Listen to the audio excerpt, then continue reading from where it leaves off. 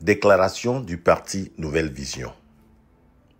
Le Togo, notre pays, traverse depuis plusieurs décennies une crise sociopolitique qui a atteint ces dernières semaines un point culminant et très sensible. La situation est devenue si délicate que nous regarder en face et nous dire des vérités du fond du cœur est désormais problématique. D'un côté, il y a la peur d'être lynchés par ceux qui ne nous comprendront pas ou qui ne seront pas du même avis que nous, ou encore qui ne cherchent qu'à détruire notre image. De l'autre, il y a la peur d'être chargé de tentatives de déstabilisation des institutions étatiques ou d'atteinte à la sûreté de l'État. Il est vraiment triste et aberrant que nous en soyons arrivés là, à un niveau où on ne peut pas se dire les choses telles qu'on les ressent, surtout lorsqu'on n'est pas du même avis. L'évidence est bafouée.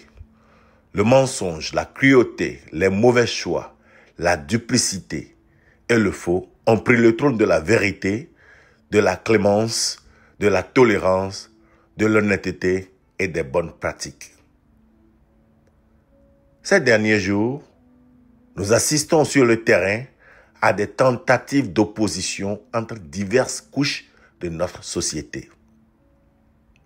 D'un, entre une partie de la jeunesse sur le territoire et une partie de celle dans la diaspora. De deux, entre une partie de la jeunesse des partis non au pouvoir et une partie de celle du parti au pouvoir.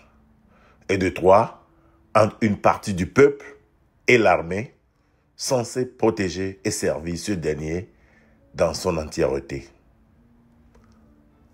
Malheureusement, et d'une façon très regrettable, nous avons une fois encore assisté à des manifestations dont les répliques ont été si violentes, occasionnant des dégâts qu'on ne saurait réparer. Pourtant, plus jamais ça, sur le sol togolais, nous avait été promis. Le parti Nouvelle Vision condamne cet état de choses et exprime sa vive compassion aux victimes et à leurs familles. Il dit non à ce bras de fer soudain qui vient de s'installer entre les fils et les filles d'une même nation. Non à cette situation qui rend vulnérable à des poursuites judiciaires de simples citoyens exprimant leur désaccord. Et non à des incitations à la violence contre des citoyens arbitrairement jugés responsables de nos difficultés. Le peuple togolais sait faire un.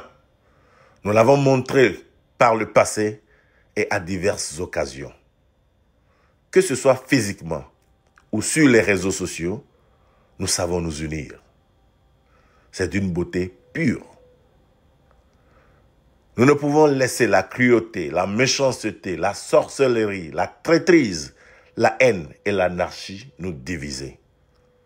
Le parti, sans donner raison à qui que ce soit, vu les conditions socio-économiques de plus en plus difficiles dans notre pays, la hausse des prix de l'essence, du gaz butane, de l'électricité et la dette intérieure étouffante en témoignent, appelle nos gouvernants à reconnaître la légitimité des revendications et actes de certains jeunes, même si quelques-uns pourraient paraître exagérés. Par ailleurs, nous reconnaissons que l'autorité est en droit de réagir à tout dérapage incitant à la violence. Car nous ne devons pas non plus oublier que l'exercice de la liberté d'expression est réglementé par la loi.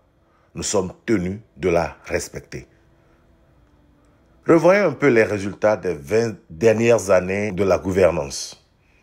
Penchons-nous sur les conditions de vie de nos populations, l'état des hôpitaux, de nos routes, de nos écoles, de nos prisons, de nos commissariats, de nos brigades. Et maintenant, pensons aux difficultés pour se nourrir, se vertir, se loger et même se déplacer. Entre les 20 plus de forts lequel programme nous avait été exposé en 2005,